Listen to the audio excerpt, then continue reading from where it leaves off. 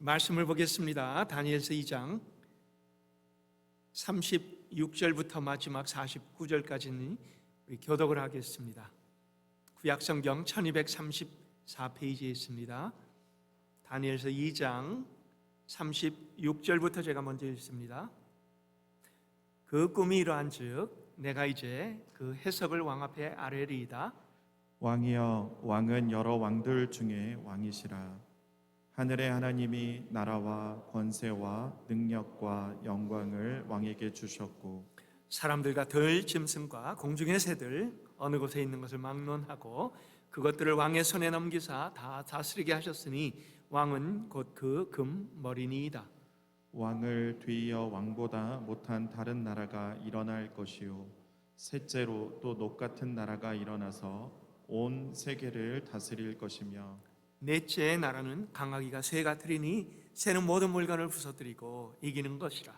새가 모든 것을 부수는 것 같이 그 나라가 문 나라를 무너뜨리고 찢을 것이며 왕께서 그 발과 발가락이 얼마는 토기장이의 진흙이요 얼마는 쇠인 것을 보셨은즉 그 나라가 나누일 것이며 왕께서 쇠와 진흙이 섞인 것을 보셨은즉 그 나라가 쇠 같은 든든함이 있을 것이나 그 발가락이 얼마는 쇠요 얼마는 진흙인즉 그 나라는 얼마는 든든하고 얼마는 부서질 만한 것이며 왕께서 쇠와 진흙이 섞인 것을 보셨은즉 그들이 다른 민족과 서로 섞일 것이나 그들이 피차에 합하지 아니함이 쇠와 진흙이 합하지 않음과 같으리이다.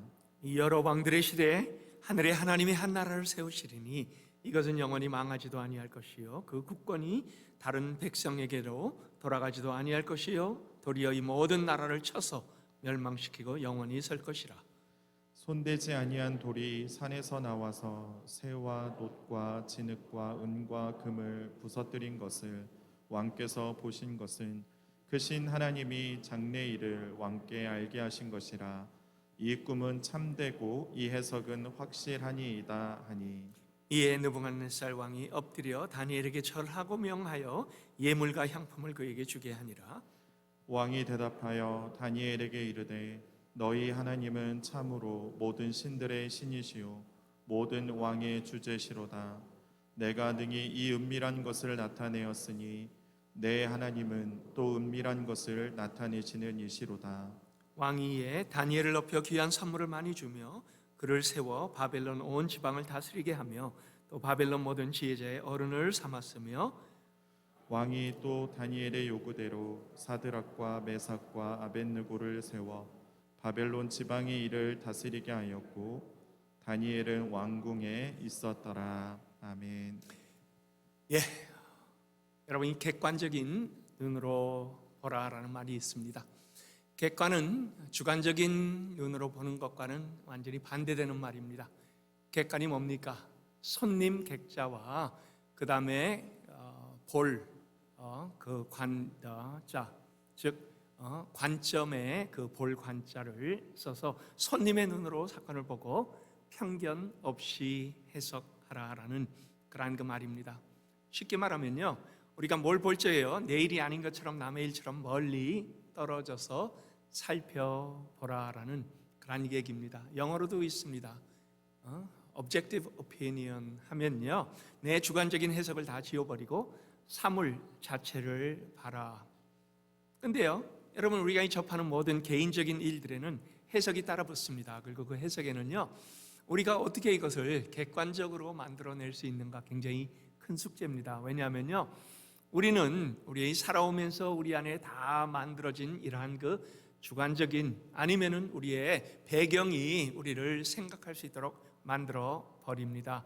그래서 어떤 사고나 사건을 해석할 때 내일이 아닌 남의 일처럼 바라보고 그 일을 평가하라. 아무리 생각해도 저는 이게 가능할 것 같지가 않아요.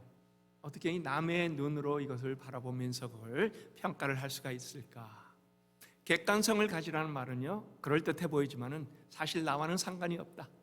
그리고 다른 사람에게나 일어난 일이야 무심하게 넘기고 나는 그냥 발을 빼버리고 말아야지라는, 여러분 그러한 거 말인데요, 사실 그거는 가능하지 않습니다. 성경은요, 이 죄인된 인간들이 객관성을 가질 수 없다라고 그렇게 얘기를 합니다.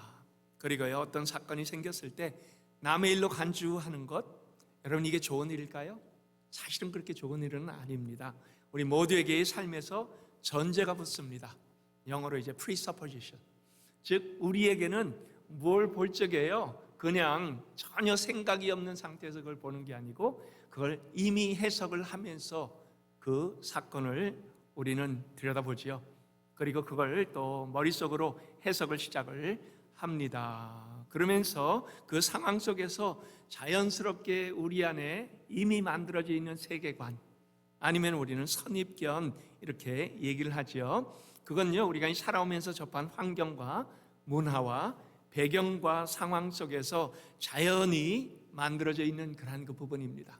자, 이걸 다 지워버리고 우리가 어떻게 객관적이 될 수가 있습니까? 그래서요, 성경은요, 우리에게 객관적이 되라라는 그런 그 얘기보다는요, 상대방의 입장에서 생각해 보아라, 이걸 요구를 합니다. 왜냐하면 이 내 생각과 상대방의 그 생각은 당연히 다르기 때문입니다. 제가 칼럼에 썼지만 선교사들은요, 선교지 들어갈 적에 내 생각을 다 지우는 연습을 합니다. 그리고 들어가서 그 문화와 언어와 모든 배경들을 배우면서요, 이 사람들이 왜 이렇게 생각을 하는구나 하는 것들을 먼저 알아야만 그들에게 그런 복음을 그들이 생각할 수 있는, 그들이 받아들일 수 있는 그러한 어떤 폼으로 만들어낼까 하는, 이것도 아주 중요한 부분 중에 하나입니다. 즉 우리는 상대방의 입장에서 생각하는 훈련이 필요한 사람들입니다. 그래서 객관이 아닌 상대방의 관점에서 살펴야 되고, 또 이해해야 되고, 그 다음에 받아줘야 되고요, 그 다음에 배려해야 되는, 하나님께서 우리에게 원하시는 그러한 그 넓은 마음은 결국은 상대방을 알아야 되는 그러한 그 과정이 필요하다라고 합니다. 자, 여기서 이제 제가 다음 질문으로 갑니다. 예배, 여러분 우리의 예배가 객관적일 수 있습니까? 객관적인 예배가 과연 가능한가? 아니면 예배가 뭔가? 예배는요, 객관적일 수도 없고 주관적일 수도 없습니다. 예배는 하나님과 연결이기 때문에 개인적이어야 합니다. 남이 대신 예배를 드려줄 수가 없어요. 남이 대신, 내 대신에 이 예배에 대하여 모든 것들을 행할 수 없다라는 그런 그 얘기죠. 그동안에 아마 여러분들은 이러한 얘기를 많이 들었을 겁니다. 예배를 보지 말고 드려야 한다, 지적을 받았습니다. 물론 이 한국말의 의미는요, 마음의 자세의 문제를 다루고 있습니다. 드리란 말은요, 그 자체로 아주 좋은 의미입니다. 근데 성경을 우리가 보면요, 예배는 사실은 보는 것도 아니고 드리는 것도 아닙니다. 참여하는 겁니다. 하는 겁니다. doing이에요.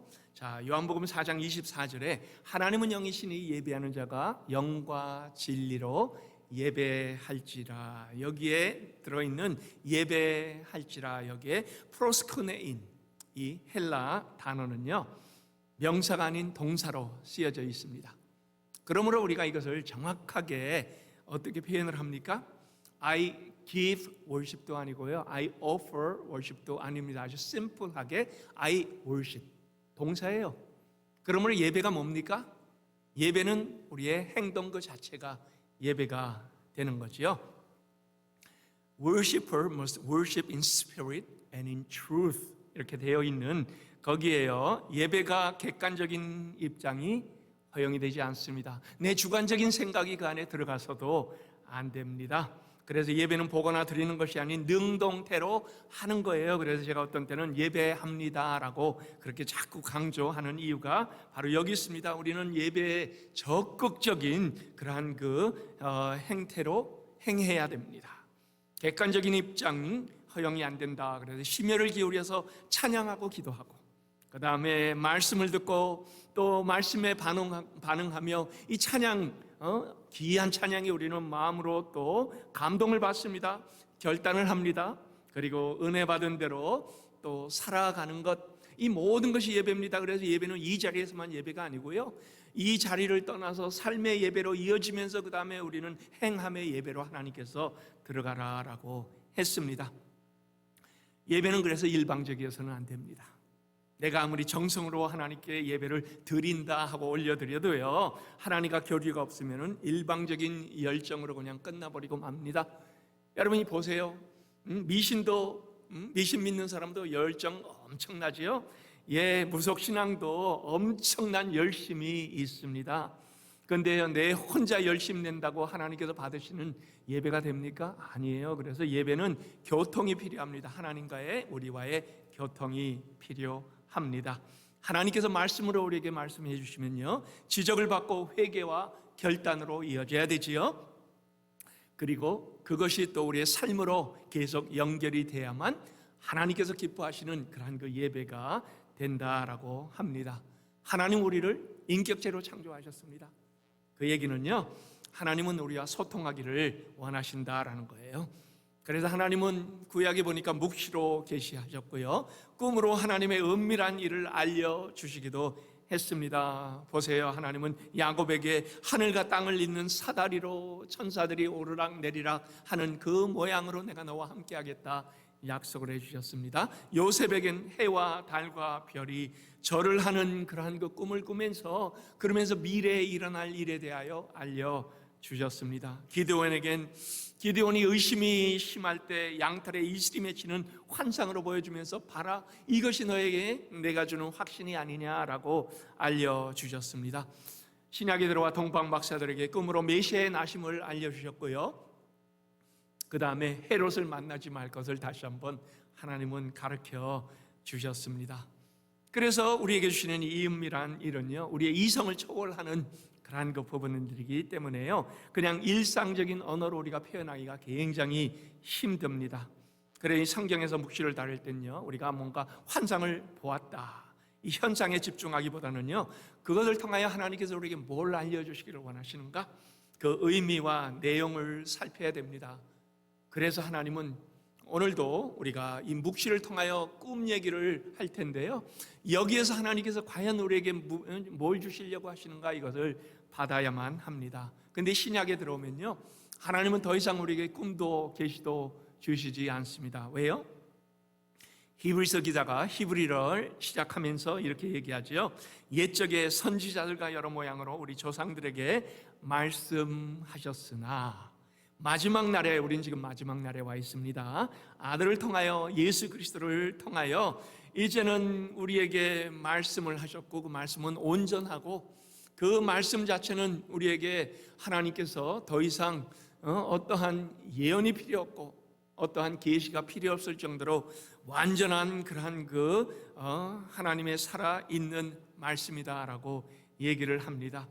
여러분, 더 이상 이제 하나님은 우리에게 꿈과 환상으로 말씀하지 아니하시고요, 이 기록된 말씀, 바로 성경을 통해서 우리에게 말씀하고 있습니다. 그리고 이 말씀을 성령께서 우리 안에 내주하시는 성령께서 깨닫게 해주십니다. 우리가 만약에 하나님의 뜻을 알고자 할 적에는요, 꿈이나 환상을 구할 것이 아니라 성경 말씀을 찾고 읽고 묵상을 해야만 합니다.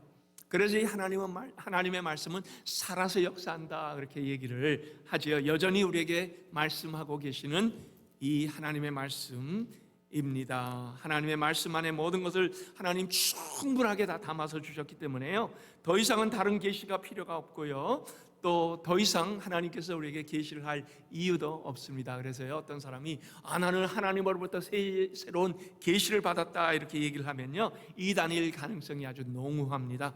대신 하나님은 뭘 합니까? 감동을 주세요. 우리에게 새로운 계시를 주는 것이 아니라 감동을 주십니다.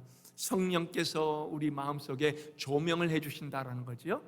그러면 우리는 이 말씀을 깨닫고 알고, 이것이 하나님께서 우리에게 지금도 여전히 말씀하시는 부분이구나 하는 것들을 마음을 통하여 받을 수 있습니다. 그래서 오늘 저는 여러분들에게 꿈 얘기를 합니다. 2600년 전에 하나님께서 꿈을 주셨습니다. 꿈을 통하여 하나님은 우리에게 말씀을 주셨는데요, 여러분, 이 꿈속엔 두 가지 교훈이 있습니다. 그리고 그 두 가지 교훈은요, 너무나 분명한, 오늘날에도 진행이 되는 2600년 전이 아니라 오늘날도 여전히 진행이 되는 그러한 그 부분인 것을 하나님께서 알려주십니다. 첫 번째, 세상 나라는 덧없이 사라집니다. 즉, 세상 나라는요, 세워졌다가 없어지고 또 세워졌다가 없어지는 그러한 그 일을 반복적으로 진행한다 하는 것을 보여줍니다. 다니엘이 느부갓네살 왕에게 꿈의 내용이 바로 이것입니다라고 얘기를 하고 있죠.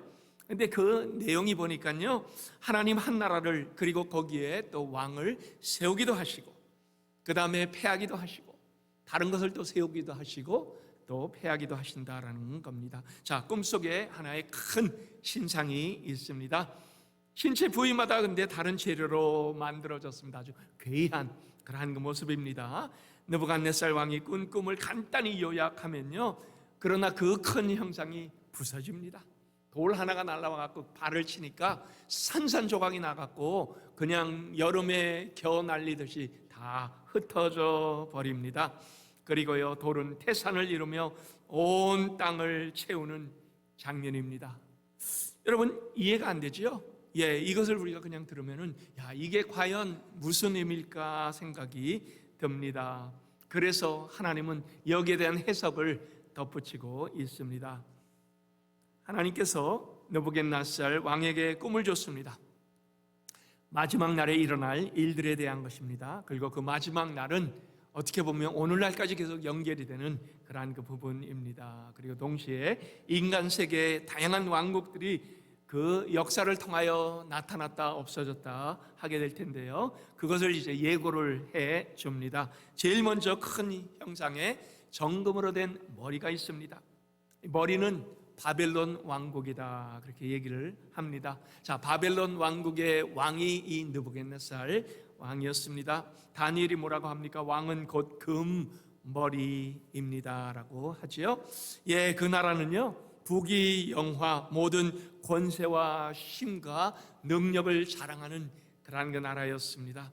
바벨론 하면 주변에 있는 국가들이 부들부들 떨 정도였습니다. 30절에 근데 다니엘이 뭐라고 합니까? 이 왕권이 누구에서부터 왔나?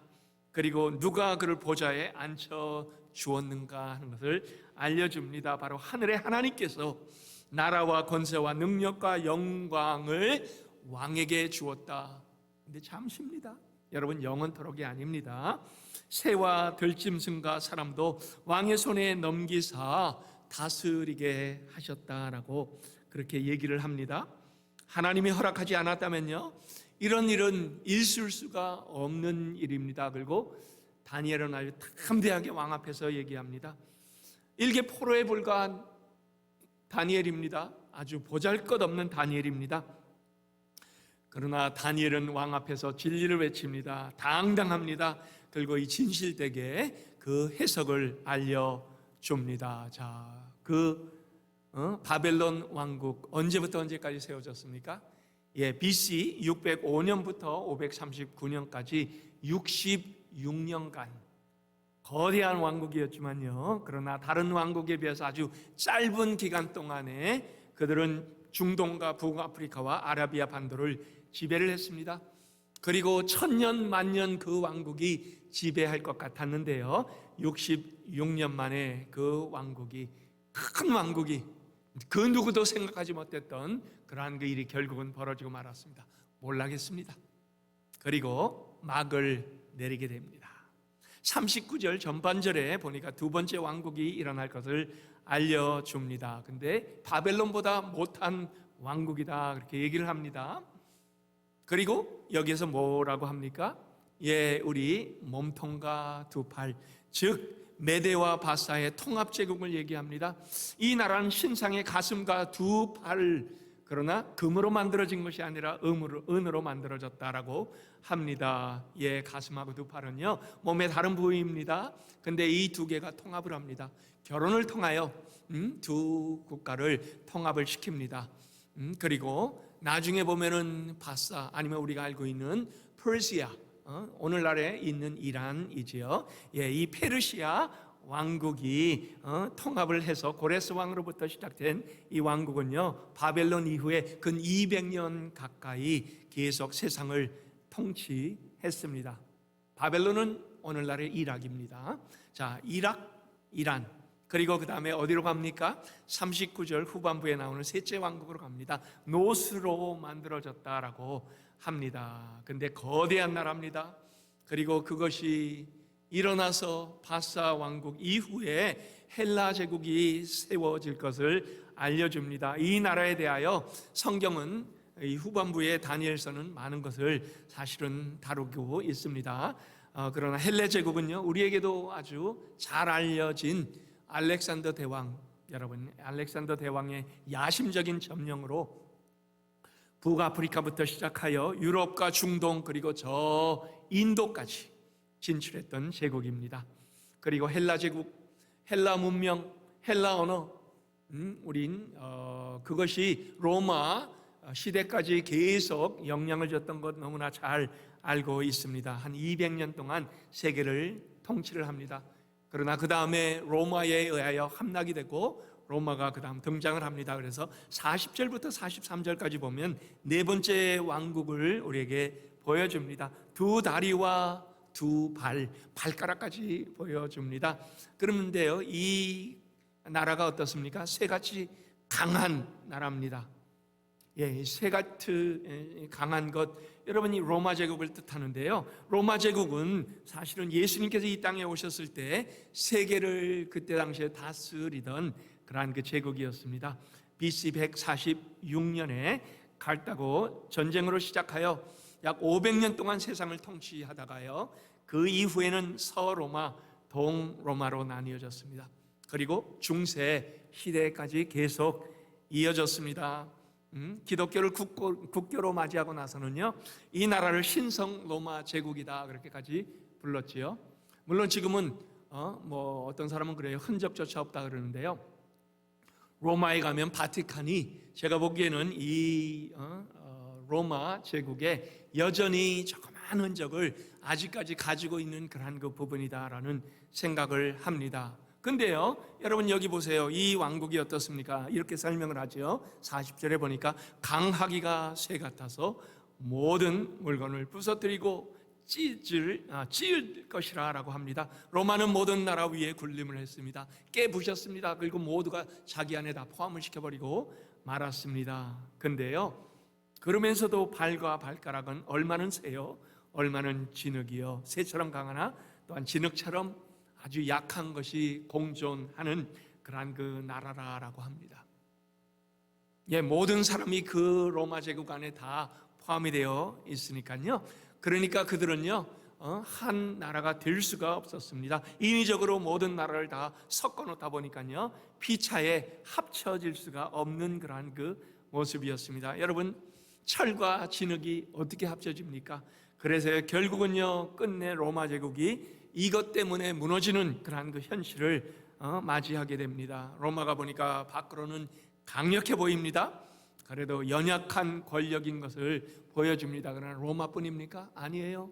그동안 이 세상에 섰던 모든 권력들, 모든 문명들, 모든 제국들 다 동일합니다.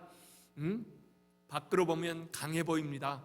그러나 진면목은 그 안에는 너무나 약한, 그리고 하나님께서 여전히 그들을 붙잡고 계시다는 것을 우리에게 보여주고 있습니다. 그러므로 철과 녹과 은과 금으로 된 그 큰 신상은요, 아무리 화려하고 아무리 강력해 보여도 그 역할을 다하면 끝내 무너지고 만다 하는 것을 하나님께서 우리에게 알려줍니다. 여러분 보세요. 바벨론도 마침내 그보다 못한 왕국에게 자기 나라를 빼앗겨 버렸습니다. 그리고 권력을 넘겨줬습니다.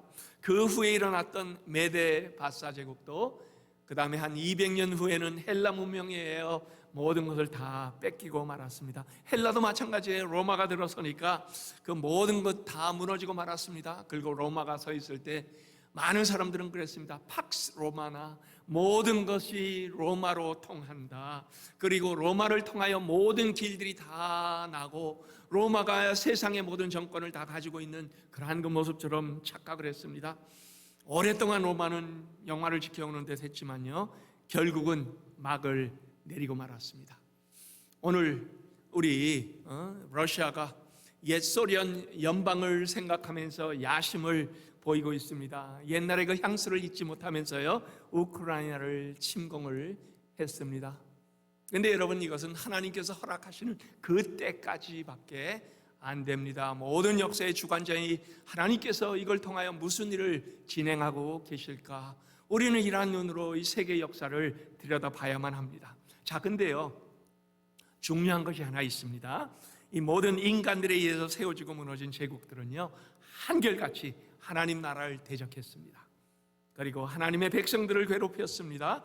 바벨론 제국부터 보세요. 하나님의 백성인 유다를 와서 멸망을 시켜버렸습니다. 예루살렘 성전에 있는 기물들 얼마 동안 약탈을 해 갔습니다. 나중에 물론 다시 돌아갑니다.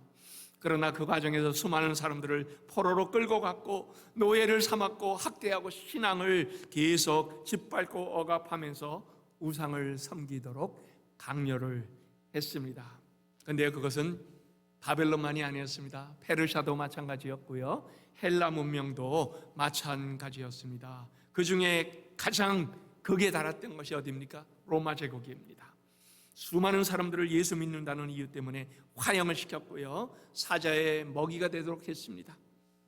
그리고 그 기독교인들이 그때 땅속에 굴을 파고 들어가 숨어 살면서 예배를 지켜야만 했습니다. 그 유명한 카타콤, 우리 많이 들어보셨을 겁니다. 이런 강압적인 정권은요, 지금도 계속됩니다. 그동안에 공산주의 국가를 거치면서요, 믿음의 성도들이 많이 죽어갔습니다. 그러나 지금은 이슬람 국가들에 의하여 기독교 탄압을 받고 그들은 기독교를 말살시키는 그 일에 앞장서고 있습니다. 여러분, 근데요, 역사를 거치면서요, 모든 세상 나라들이요 다 다른 것 같아 보입니다. 그러나 실상은 하나입니다. 사탄의 세력이지요. 사탄이 뒤에서 조종합니다. 우리의 싸움은 혈과 육에 관한 것이 아니다. 우리 찬양대가 그 찬양을 했습니다. 그렇습니다. 눈에 보이는 혈과 육이 아닙니다. 하나님은 이 세상의 권세 잡은 자, 그 위에서 우리를 통치하고 계시는, 여러분, 우리는 그것을 봐야만 합니다.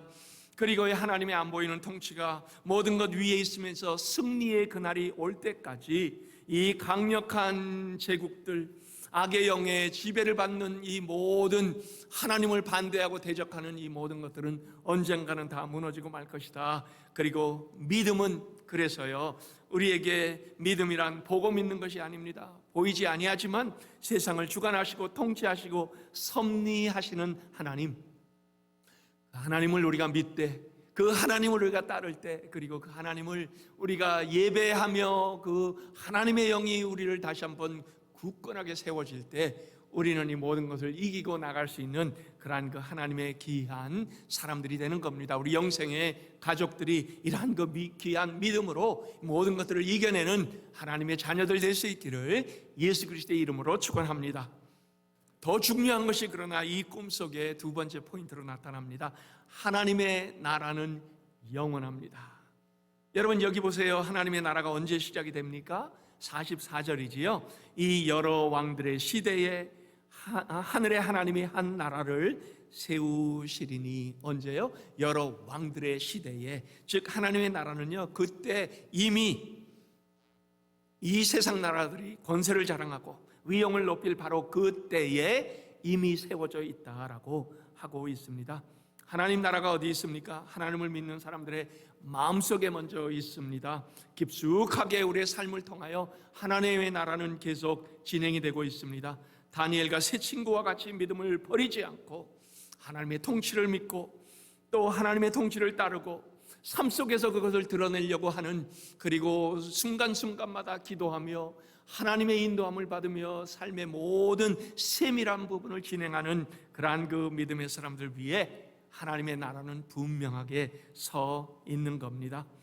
세상 제국들에 의하여 우리는 끝없이 고통당해야만 하는 줄 알고 있지만요, 하나님이 아니라 합니다. 하나님의 위엄과 능력으로 눈에 보이는 세상을 이겨낸 믿음의 사람들에 의하여 하나님은 영광 중에 우리를 세우십니다. 그리고 살려내십니다. 더 귀하게 세상 나라 그 무엇도 두려워하지 않는 사람들로 우리를 만들어내고야 맙니다.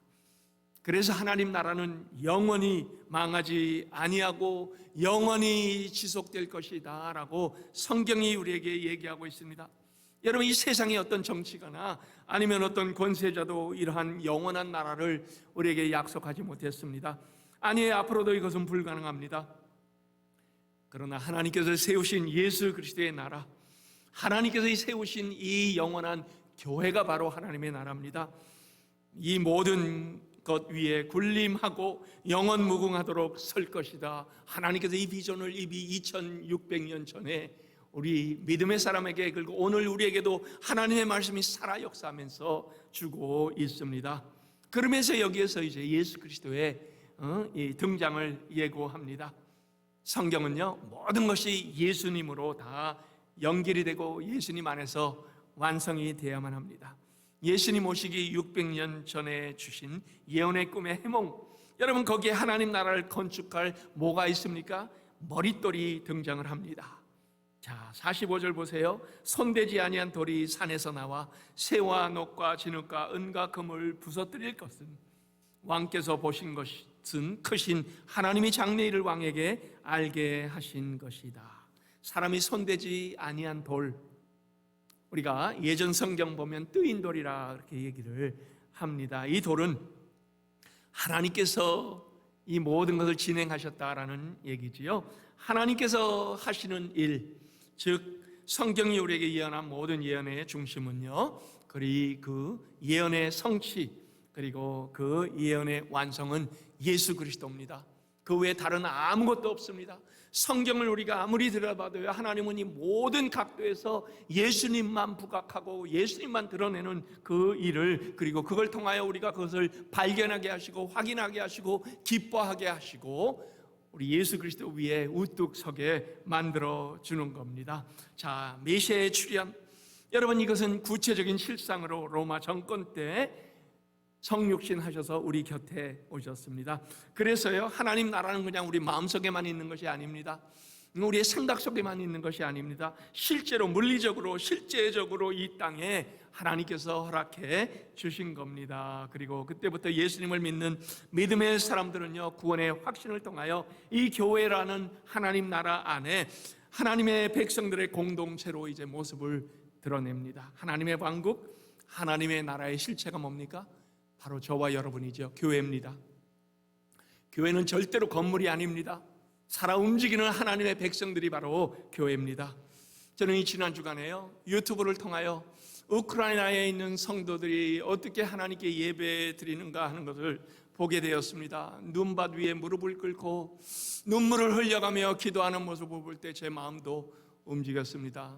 키예프에서는요, 저 지하도에 내려가 갔고요, 그 안에서 찬양하며 하나님께 울부짖으며 기도하는 그 성도들의 모습, 여러분 우리의 눈으로 볼 때 보잘것없어 보이지요? 푸틴의 그 강력한 무기와 저 지하도에 내려가서 하나님께 찬양하며 기도하는 성도들, 바로 그 교회 모습, 이 두 개를 비교해 보세요. 이거는 너무너무 보잘것없어 보이는데요, 하나님께서 그러나 어느 것을 더 귀하게 보실까요? 그래서 하나님의 이 비전이 우리에게 오늘날 필요한 겁니다. 우리는 하나님을 믿고 하나님의 주권을 알고 하나님의 통치를 믿을 때 언젠가는 하나님께서 우리의 기도를 통하여 놀라운 일을 분명히 일으켜 주시고야 말 것이다. 이 귀한 약속이 하나님 우리에게 이미 허락해 주셨습니다. 다니엘서 7장 14절에 보면 예수님을 왕으로 모신 교회가 가진 영원성에 대하여 얘기를 합니다. 그에게, 예수님에게지요, 그 권세와 영광과 나라를 주고 모든 백성과 나라들과 다른 언어를 말하는 모든 자들이 그를 섬기게 하였으니 그의 권세는 소멸되지 아니할 것이요 영원한 권세요 그의 나라는 멸망하지 아니할 것이라. 아멘입니다. 예, 하나님께서 예수 그리스도를 통한 이 하나님의 나라의 영원성에 대하여 이미 우리에게 보여주었습니다. 눈으로 보는 교회의 모습은 보잘것없어 보입니다. 그러나 하나님은요, 그 신상을 친 돌, 그리고 신상에 의하여 발을 깨고 온 신상을 다 무너뜨려 버리고 전부 산산조각으로 만들어 버립니다. 그러나 그 돌은 어떻게 해요? 태산을 이뤄 온 세계에 가득하게 된다라고 합니다. 여러분, 오늘날 이게 현실이 되었습니다. 그리스도의 믿음의 반석 위에 선 교회는 세계 어느 곳에서나 하나님께서 세워주시고 오늘날 예배로 존재하고 있습니다. 구약에는 돌에 대한 예언이 다양하게 들어 있습니다. 그 중에 가장 대표적인 것 제가 여러분들과 나누겠습니다. 시편 118편 22절 23절입니다. 건축자가 버린 돌, 집 모퉁이의 머릿돌이 되었나니 이는 여호와께서 행하신 것이요 우리의 눈이 기이한 바로다.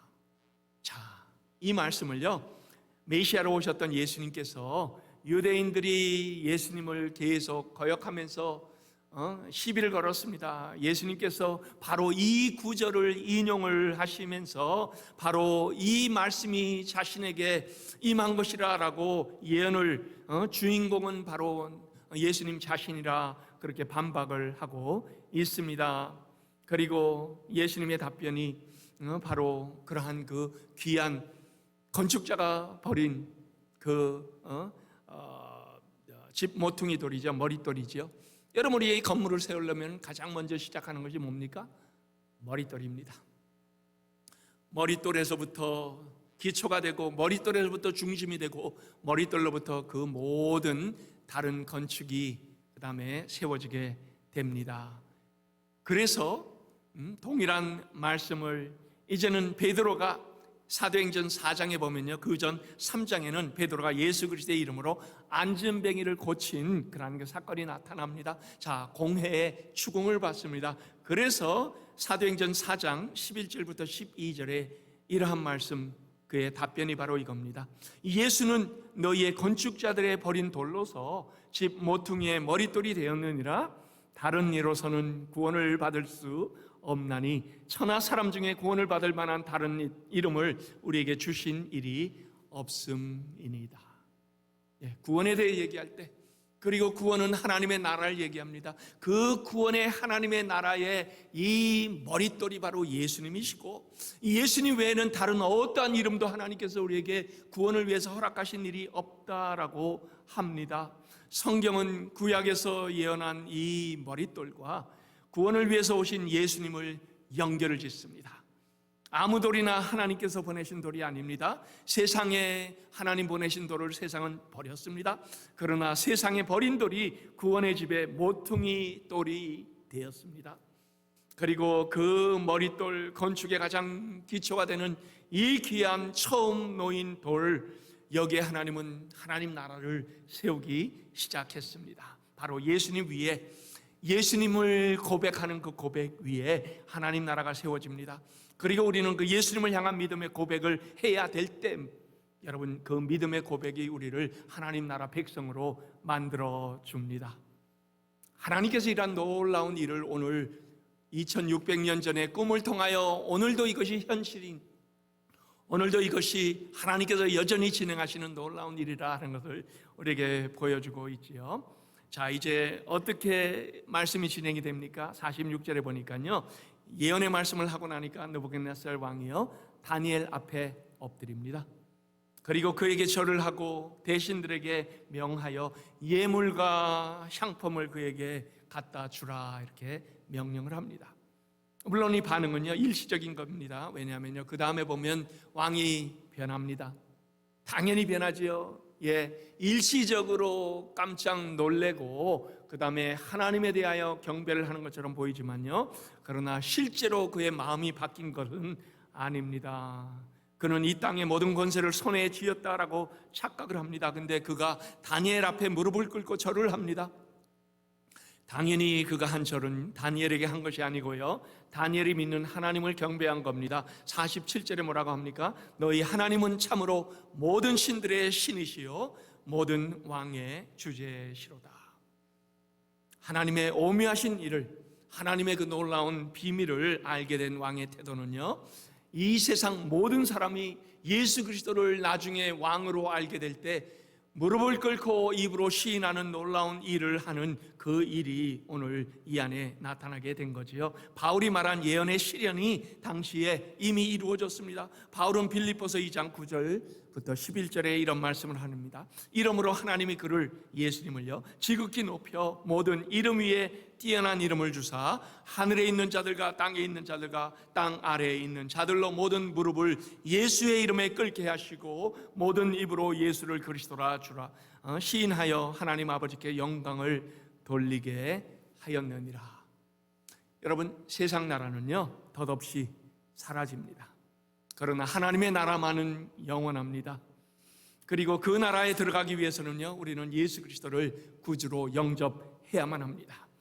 하나님을 우리의 삶의 왕으로 받고 그 통치권을 인정하며 매일매일 살아갈 때요, 그리고 그 안에서 우리의 예배가 이 자리에서의 예배만이 아닌 우리의 삶의 예배로 예수님의 진리로 가득 찬 그러한 그 예배자로 살아가는 것, 우리에게는 큰 특권입니다. 하나님은 이 귀한 특권을 우리 모두에게 예수 그리스도로 인하여 허락을 해 주셨습니다. 결론입니다.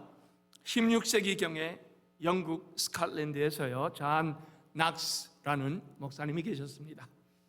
여러분, 그는 칼빈하고 동시대를 살았습니다. 근데요 당시에 교회 개혁을 외치다가요, 그러다가 결국은 나라에서 잠시 망명을 해야 됐을 때 제네바에 가서 켈빈하고 같이 시간을 보내기도 했습니다. 그리고는 다시 스코틀랜드에 돌아옵니다. 정부의 탄압에도 굴하지 않고 굳건하게 하나님을 향한 믿음을 지키며 그를 따르는 많은 사람들과 예배의 생명을 걸기로 작정을 했습니다. 그리고 함께 용기 있게 하나님에 드리는 예배에 집중하고자, 그리고 예배가 항상 살아있는 그러한 그 예배로 하나님께 올려집니다. 당시 여왕이 보낸 특사는 뜨거운 그 예배의 위력을 실감을 하고는 여왕에게 이렇게 보고를 했습니다. 낙세의 음성이 500개의 나팔보다 더 효과적으로 개신교인들에게 생명을 불어넣고 있습니다 라고 전했습니다. 그 예배에서 전해지는 그 감동, 하나님의 말씀의 감동이요 사람들의 영혼을 사로잡았습니다.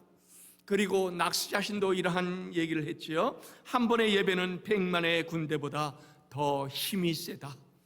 여러분, 그렇지요. 한 번의 예배는요 아무리 군대가 많아도, 아무리 능력이 있어도, 아무리 많은 그러한 포탄을 가지고 있어도, 그러나 그것보다 하나님께서 움직이시면 훨씬 더 힘이 센 겁니다. 그리고 그것은 사실이 되었습니다.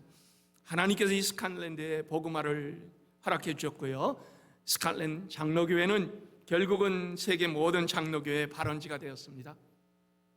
우리 영생교회도 미국 선교사에 의해서 장로교가 한국으로 갔다가 또 미국으로 이렇게 왔지만요, 그러나 우리도 발원지는 결국은 이 스코틀랜드에서 장로교가 시작이 우리에게도 이렇게 전해진 겁니다. 자, 그로부터 300년이 지났습니다. 그리고 스코틀랜드에서 중국으로 선교사가 나갔습니다. 잔 로스입니다. 그러나 그가 중국에 가서 정착한 것은요 만주의 심양이라는 곳이었습니다. 한족들이 있는 곳인 줄 알았는데 가서 보니까 조선족들이 많습니다. 그리고 조선족들과 같이 계속 교류하다 보니까 이제는 한족들을 위해서 이 성경이 번역이 되고 있는데 조선족을 위한 성경은 전혀 아무도 손을 못 대고 있어요. 그래서 이 응찬이라는 사람의 도움으로 조선말로 성경 번역을 시도를 합니다. 그리고 하나씩 만들어질 때마다 그 쪽복음을 가지고 조선 사람이 다시 조선으로 돌아가 최초의 자생교회인 소래교회를 평양금교회에 세웠습니다. 이것은요 1884년도에 미국에서 조선으로 선교사들이 도착하기 이전의 일입니다. 우리 조선교회는요 조선 사람에 의해서 자생적으로 시작이 된 그러한 그 세계의 유례가 없는 그러한 그 교회입니다. 여러분, 이 복음의 신비가 바로 여기 있습니다. 하나님 나라의 능력이 바로 여기 있습니다. 저는 여러분들에게 오늘 묻겠습니다. 여러분, 지금 세상 나라에 살고 있습니까? 아니면 하나님 나라에 살고 있습니까? 여러분 소속이 어디입니까? 만약에 여러분이 소속이 하나님 나라라면은 우리는 이 세상 나라에 굴복해서는 안 됩니다. 하나님께서 우리를 통하여 이 세상 나라를 무너뜨리고 세상 나라 위에 군림하도록 교회를 세우신 겁니다. 교회 보잘것없어 보여요? 아닙니다. 하나님 가장 기뻐하시는 것이 교회입니다. 전혀 건물이 아니에요. 여러분, 어디에서 모여도 두세 사람이 예수 그리스도의 이름으로 모인 그곳에 내가 함께 있느니라, 이 귀한 약속. 하나님 안에서 이제 우리도 살아갈 때 하나님 나라의 백성답게 예배에 집중하고 예배가 우리에게 삶을 승리로 만들어내며 그 귀한 삶의 승리가 많은 세상에 영혼들에게 영향을 주는 그러한 그 귀한 교회 될 수 있기를 예수 그리스도의 이름으로 축원합니다.